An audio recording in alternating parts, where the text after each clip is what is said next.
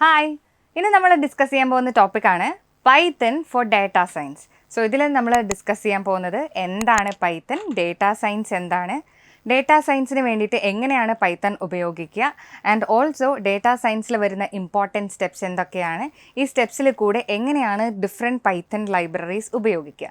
ഇത്രയും കാര്യങ്ങളാണ് നമ്മളിന്ന് ഡിസ്കസ് ചെയ്യാൻ പോകുന്നത്. സോ ആദ്യം തന്നെ എന്താണ് പൈത്തൺ? സോ പൈത്തൺ എന്ന് പറയുന്നത് ഒരു പ്രോഗ്രാമിംഗ് ലാംഗ്വേജ് ആണ്.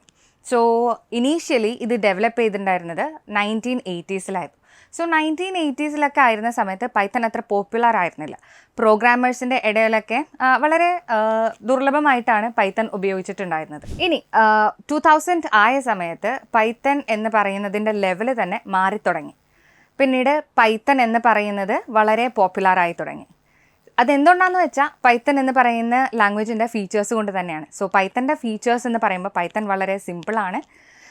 അതിൻ്റെ സിൻടാക്സ് എത്ര പെട്ടെന്ന് വേണമെങ്കിലും ആർക്ക് വേണമെങ്കിലും പഠിച്ചെടുക്കാനായിട്ട് പറ്റും. പിന്നെ പൈത്തൻ്റെ ഒരു മോസ്റ്റ് അഡ്വാൻറ്റേജ് എന്ന് പറയുന്നത് അതിൽ ഒരുപാട് ലൈബ്രറീസ് അവൈലബിൾ ആണ്. ഡേറ്റ അനാലിസിസിനും ഡേറ്റാ സയൻസിനൊക്കെ വേണ്ടി ഉപയോഗിക്കാൻ പറ്റുന്ന ഒരുപാട് ലൈബ്രറീസ് അവൈലബിൾ ആണ്. അതിൽ കുറച്ച് ലൈബ്രറീസ് ആണ് നംപൈ, പാൻഡാസ്, മാറ്റ്പ്ലോട്ട്ലിബ്, സീബോൺ എന്നൊക്കെ പറയുന്ന ലൈബ്രറീസ്. അതുകൂടാതെ മെഷീൻ ലേണിങ്ങിനെ സപ്പോർട്ട് ചെയ്യുന്ന ഒരുപാട് ലൈബ്രറീസ് അവൈലബിൾ ആണ്, ലൈക്ക് sklearn, ടെൻസർഫ്ലോ, അങ്ങനെ ഒരുപാട് ലൈബ്രറീസ് ഉണ്ട്. പിന്നെ പൈത്തൻ്റെ ഇൻസ്റ്റാളേഷനിലേക്ക് വന്നു കഴിഞ്ഞാൽ പൈത്തൺ വളരെ സിമ്പിളാണ് ഇൻസ്റ്റാൾ ചെയ്യാൻ, ആൻഡ് അത് ഡൗൺലോഡ് ചെയ്തെടുക്കാനായിട്ട് വളരെ ഫ്രീ ആണ്. പിന്നെ പൈത്തൺ ചെയ്യാനായിട്ട് ഒരുപാട് എഡിറ്റേഴ്സ് അവൈലബിളാണ്. സോ എഡിറ്റേഴ്സ് എന്ന് പറയുമ്പോൾ ജൂപ്പിറ്റർ നോട്ട്ബുക്ക് ഉണ്ട്, പൈച്ചാം ഉണ്ട്, പിന്നെ സ്പൈഡർ ഉണ്ട്, അങ്ങനെ ഒരുപാട് എഡിറ്റേഴ്സ് അവൈലബിൾ ആണ്. ആൻഡ് അതുകൂടാതെ ഗൂഗിൾ കൊളാബ് എന്ന് പറയുന്ന ഒരു ഓൺലൈൻ പ്ലാറ്റ്ഫോം ഉണ്ട്. ഇതിൽ കൂടെയൊക്കെ നമുക്ക് പൈത്തൺ സിമ്പിളായിട്ട് ചെയ്തെടുക്കാനായിട്ട് പറ്റും. ഇനി എന്താണ് ഡേറ്റാ സയൻസ് എന്ന് നമുക്ക് നോക്കാം. സോ ഡേറ്റാ സയൻസ് എന്ന് പറയുമ്പം അത് ഒരുപാട് ഫീൽഡുകളുടെ ഒരു കോമ്പിനേഷനാണ്. സോ അതിനെ ഇൻ്റർ ഡിസിപ്ലിനറി ഫീൽഡ് എന്നാണ് നമ്മൾ പറയുന്നത്. ഇൻ്റർ ഡിസിപ്ലിനറി ഫീൽഡ് എന്ന് പറഞ്ഞാൽ ഒരുപാട് ഫീൽഡുകളുടെ combination. So mathematics and statistics എന്ന് പറയുന്നത് വളരെ ഇമ്പോർട്ടൻ്റ് ആണ്, അതൊരു ഭാഗമാണ്. പിന്നെ കമ്പ്യൂട്ടർ സയൻസിൻ്റെ ഒരു നോളജ് വേണം, അത് മറ്റൊരു ഫീൽഡാണ്. And then domain expertise.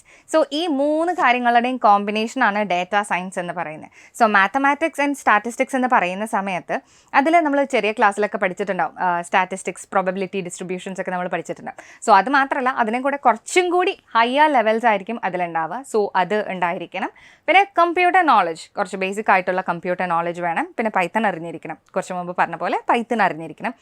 And also domain expertise. നമ്മൾ ഏത് ഫീൽഡിലാണോ ഡേറ്റാ സയൻസ് കൊണ്ടുവരാൻ ആഗ്രഹിക്കുന്നത് ആ ഫീൽഡിനെ കുറിച്ചുള്ള ഒരു ഇൻഫർമേഷൻ അല്ലെങ്കിൽ ആ ഫീൽഡിനെ കുറിച്ച് നല്ല ഒരു ഐഡിയ നമുക്ക് ഉണ്ടായിരിക്കണം. സോ ഇത്രയും കാര്യങ്ങളുടെ ഒരു കോമ്പിനേഷനാണ് ഡേറ്റാ സയൻസ് എന്ന് പറയുന്നത്. സോ ഒരു എക്സാമ്പിൾ വെച്ചിട്ട്, വളരെ ചെറിയൊരു സിമ്പിൾ ആയിട്ടുള്ള എക്സാമ്പിൾ വെച്ചിട്ട് എന്താണ് ഡേറ്റാ സയൻസ് എന്നുള്ളത് നമുക്ക് ഡിസ്കസ് ചെയ്യാം. സേ ഫോർ എക്സാമ്പിൾ, ഞാനൊരു ഐസ്ക്രീം ഷോപ്പ് ഓണറാണെന്ന് വിചാരിക്കാം. എൻ്റെ കയ്യിൽ അല്ലെങ്കിൽ ഞാൻ ഓരോ വീക്കിലും നടക്കുന്ന സെയിൽസിൻ്റെ ഒരു എല്ലാം ഞാൻ കംപ്ലീറ്റ് ഡീറ്റെയിൽസ് നോട്ട് ചെയ്ത് വെക്കുകയാണെന്ന് വിചാരിക്കുക. സേ ഫോർ എക്സാമ്പിൾ, എത്ര ഐസ്ക്രീമാണ് സെയിലായത്, ഏതൊക്കെ ഫ്ലേവേഴ്സാണ് കൂടുതൽ സെയിലായത് എന്നുള്ളതിൻ്റെ ഡീറ്റെയിൽസൊക്കെ ഞാൻ നോട്ട് ചെയ്ത് വെച്ചിട്ടുണ്ട്. ആൻഡ് 1 വീക്ക് കഴിഞ്ഞപ്പോൾ ഞാൻ അതൊന്ന് ജസ്റ്റ് ഒന്ന് ചെക്ക് ചെയ്ത് നോക്കാം. ചെക്ക് ചെയ്ത് നോക്കുമ്പം എൻ്റെ ഡേറ്റയിൽ ഉള്ളത് കുറേ നമ്പേഴ്സാണ്. അപ്പം ഞാൻ അതിനെ ജസ്റ്റ് ഒന്ന് ഓർഗനൈസ് ചെയ്തിട്ട് അതിൽ ഏത് ഫ്ലേവറാണ് ഏറ്റവും കൂടുതൽ സെയിലായത് എന്ന് ചെക്ക് ചെയ്യുക. സോ അത് കാണുമ്പോൾ നമുക്ക് മനസ്സിലാവും ഏത് ഫ്ലേവറാണ് ഏറ്റവും കൂടുതൽ സെയിലായ എന്നുള്ളത്. അപ്പം അടുത്ത ആഴ്ചത്തേക്ക് ഏത് ഫ്ലേവർ കൂടുതൽ സ്റ്റോക്ക് വെക്കണം, ഏത് വിറ്റ് പോകാനാണ് ചാൻസ് ഉള്ളത് എന്ന് എനിക്ക് മനസ്സിലാക്കി എടുക്കാനായിട്ട് പറ്റും as a shop owner. So ഇത് മനസ്സിലാക്കാൻ പറ്റിക്കഴിഞ്ഞാൽ അതെന്താണ്, എൻ്റെ ബിസിനസ്സിന് അത് ഗുണകരമാണ്. സോ ഇതൊരു ആപ്ലിക്കേഷനാണ്. ഓക്കെ, സോ ഇതൊക്കെയാണ് ഡേറ്റാ സയൻസിൻ്റെ ആപ്ലിക്കേഷൻസ് എന്ന് പറയുന്നത്. ഇപ്പം നമ്മൾ പറഞ്ഞ ജസ്റ്റ് ഈ ഒരു എക്സാമ്പിൾ 1 വീക്കിലെ ഡേറ്റ എന്നാണ് പറഞ്ഞത്. പക്ഷേ അങ്ങനെ ഉള്ള ഡേറ്റ അല്ല നമ്മൾ കളക്ട് ചെയ്യുന്നത്. മേ ബി 5-6 വർഷത്തെ ഡേറ്റ എടുത്തിട്ട് അതിൽ നിന്നും ട്രെൻഡ്സും പാറ്റേൺസും ഒക്കെ മനസ്സിലായിട്ട് നമ്മുടെ ബിസിനസ്സിന് അതെങ്ങനെ യൂസ് ചെയ്യാം എന്നുള്ളതിനെക്കുറിച്ചാണ് ഇവിടെ ഡേറ്റാ സയൻസിൽ നമ്മൾ പറയുന്നത്. ഓക്കെ, സോ ഇതാണ് ഡേറ്റാ സയൻസ്. ഇനി ഡേറ്റാ സയൻസിലുള്ള ഡിഫറെൻറ്റ് സ്റ്റെപ്സ് എന്തൊക്കെയാണെന്ന് നമുക്ക് നോക്കാം.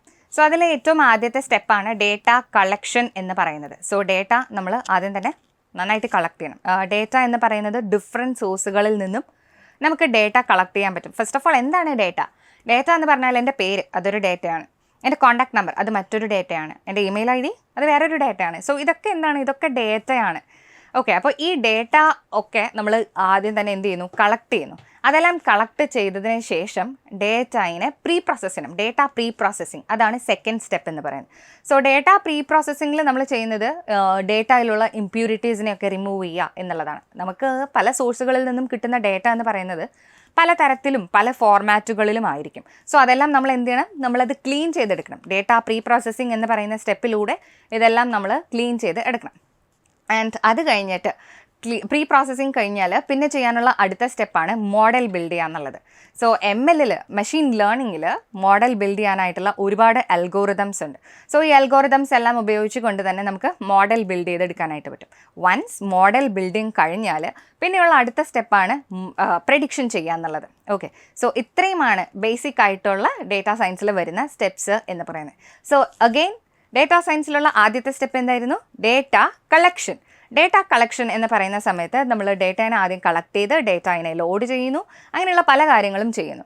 സോ ഡേറ്റയിനെ ലോഡ് ചെയ്യാനായിട്ട് നമ്മൾ പൈത്തണിൽ നിന്നും ഉപയോഗിക്കുന്ന ഒരു ലൈബ്രറിയാണ് പാൻഡാസ് എന്ന് പറയുന്നത്. സോ പാൻഡാസ് എന്ന് പറയുന്ന ലൈബ്രറി ഉപയോഗിച്ച് നമുക്ക് നമ്മുടെ ഇതിലേക്ക്, ദാറ്റ് ഈസ് നമ്മുടെ ആപ്ലിക്കേഷനിലേക്ക് ഡേറ്റയിനെ ലോഡ് ചെയ്ത് എടുക്കാം. സോ ഡേറ്റയിനെ ലോഡ് ചെയ്ത് അടുത്ത സ്റ്റെപ്പാണ് പിന്നീട് വരുന്ന ഡേറ്റ പ്രീ പ്രോസസ്സിംഗ് എന്ന് പറയുന്നത്. സോ ഡേറ്റയിനെ പ്രീ പ്രോസസ്സ് ചെയ്യാനായിട്ട് പാൻഡാസിൽ തന്നെ ഒരുപാട് ഫങ്ഷൻസ്, ബിൽറ്റ് ആയിട്ടുള്ള ഒരുപാട് വെറൈറ്റി ഓഫ് ഫങ്ഷൻസ് അവൈലബിളാണ്. അപ്പോൾ ഈ ഫങ്ഷൻസ് എല്ലാം ഉപയോഗിച്ചുകൊണ്ട് തന്നെ ഡേറ്റയിനെ നമുക്ക് നല്ല രീതിക്ക് ക്ലീൻ ചെയ്ത് എടുക്കാനായിട്ട് പറ്റും. സോ പാൻഡാസ് എന്ന് പറയുന്നത് തന്നെ ഡാറ്റ മാനിപ്പുലേഷൻ ആൻഡ് അനാലിസിസിന് വേണ്ടിയിട്ട് ഉപയോഗിക്കുന്ന ലൈബ്രറിയാണ്. ഓക്കെ, ആൻഡ് അടുത്ത സ്റ്റെപ്പ് എന്ന് പറയുന്നതാണ് മോഡൽ ബിൽഡ് ചെയ്യുക. ദാറ്റ് ഈസ് ഡേറ്റയിനൊക്കെ നല്ല രീതിയിൽ ക്ലീൻ ചെയ്ത് എടുത്തു കഴിഞ്ഞാൽ പിന്നെയുള്ള അടുത്ത സ്റ്റെപ്പ് എന്താ, മോഡൽ ബിൽഡിംഗ് ആണ്. അപ്പം മോഡൽ ബിൽഡിങ്ങിനായിട്ട് നമ്മൾ പൈത്തണിൽ നിന്നും ഉപയോഗിക്കുന്ന ഒരു ലൈബ്രറിയാണ് സൈക്കിറ്റ് ലേൺ എന്ന് പറയുന്നത്. സോ അതിനെ നമ്മൾ ചുരുക്കിയിട്ട് SK ലേൺ എന്നാണ് പറയുന്നത്. സോ ഈ SK ലേൺ ഉപയോഗിച്ചുകൊണ്ട് നമുക്ക് പല തരത്തിലുള്ള മോഡൽസ് ഡെവലപ്പ് ചെയ്യാനായിട്ട് പറ്റും. ഓക്കെ, അപ്പോൾ SK ലേൺ എന്ന് പറയുന്ന ലൈബ്രറിയിൽ ഒരുപാട് മോഡൽസ് അവൈലബിളാണ്. അപ്പോൾ ഈ മോഡൽസൊക്കെ നമുക്ക് ഡെവലപ്പ് ചെയ്തെടുക്കാം. ആൻഡ് ഫൈനലി മോഡൽ ബിൽഡിംഗ് കഴിഞ്ഞാൽ പിന്നെയുള്ള സ്റ്റെപ്പാണ് പ്രെഡിക്ഷൻ എന്ന് പറയുന്നത്. സോ ആ പ്രെഡിക്ഷന് നമുക്ക് ഈ SK ലേൺ എന്ന് പറയുന്ന ലൈബ്രറി ഉപയോഗിക്കാം. അതിൽ തന്നെ ഒരുപാട് ഫങ്ഷൻസ് ഉണ്ട്. സോ ഇതൊക്കെ ഉപയോഗിച്ചാണ് നമ്മൾ ഫൈനലി നമ്മുടെ പ്രെഡിക്ഷൻസ് എല്ലാം നടത്തുന്നത്. സോ ഈ ലൈബ്രറീസ് ഒക്കെയാണ് നമ്മൾ ഡേറ്റ സയൻസിന് വേണ്ടിയിട്ട് ഉപയോഗിക്കുന്നത് ഫ്രം പൈത്തൺ. ഓക്കെ, ഇനി നെറ്റ്ഫ്ലിക്സ് പോലെയുള്ള കമ്പനീസൊക്കെ അവരുടെ യൂസേഴ്സിന് ഷോ റെക്കമെൻഡ് ചെയ്ത് കൊടുക്കുന്നത് പൈത്തണിലൂടെയാണ്. Okay, that is data science with Python language. ഇതിൽ കൂടെയാണ് നെറ്റ്ഫ്ലിക്സ് ഒക്കെ അവരുടെ യൂസേഴ്സിന് ഷോസ് റെക്കമെൻഡ് ചെയ്യുന്നത്. അതേപോലെ മറ്റൊരു ആപ്പാണ് സ്പോട്ടിഫൈ എന്ന് പറയുന്നത്. സോ ഈ സ്പോട്ടിഫൈ അവരുടെ യൂസേഴ്സിന് സോങ്സ് റെക്കമെൻഡ് ചെയ്ത് കൊടുക്കുന്നതും ഇതേ രീതിയിലാണ്. ഓക്കെ, സോ ഇതാണ് പൈത്തൺ ഫോർ ഡേറ്റ സയൻസ് എന്ന് പറയുന്നത്. ഓക്കെ, സോ ഇത്രയും മൊഡ്യൂൾസൊക്കെ നമുക്ക് പൈത്തണിൽ അവൈലബിൾ ആണ്. അതുകൊണ്ട് തന്നെ പൈത്തൺ വളരെ പോപ്പുലർ ആയിട്ടുള്ള ലാംഗ്വേജ് ആണ്. ഡേറ്റ സയൻസിന് വേണ്ടി നമുക്ക് ഉപയോഗിക്കാനായിട്ട് പറ്റും. ഇനി പൈത്തണിൽ എന്ത് ചലഞ്ചസ് വന്നാലും അത് നമുക്ക് സോൾവ് ചെയ്യാനായിട്ട് എളുപ്പം പറ്റും. അതിനായിട്ടുള്ള സ്ട്രോങ് കമ്മ്യൂണിറ്റീസ് ഒക്കെ അവൈലബിളാണ്. കമ്മ്യൂണിറ്റി എന്ന് പറയുന്ന സമയത്ത് ഓൺലൈൻ പോർട്ടൽസ് ഉണ്ട്, പിന്നെ ദാറ്റ് ഈസ് ഡോക്യുമെൻറ്റേഷൻസ് അവൈലബിൾ ആണ്. അങ്ങനെയുള്ള ഒരുപാട് കാര്യങ്ങൾ അവൈലബിൾ ആണ്, ഓൺലൈൻ ഫോറംസ്. സോ ഇതൊക്കെ ഉപയോഗിച്ചിട്ട് പൈത്തണിൽ എന്ത് ചലഞ്ചസ് വരും എന്നുണ്ടെങ്കിലും അല്ലെങ്കിൽ വരികയാണെന്നുണ്ടെങ്കിലും അതൊക്കെ നമുക്ക് സോൾവ് ചെയ്യാനായിട്ട് പറ്റും. So that's all. Thank you.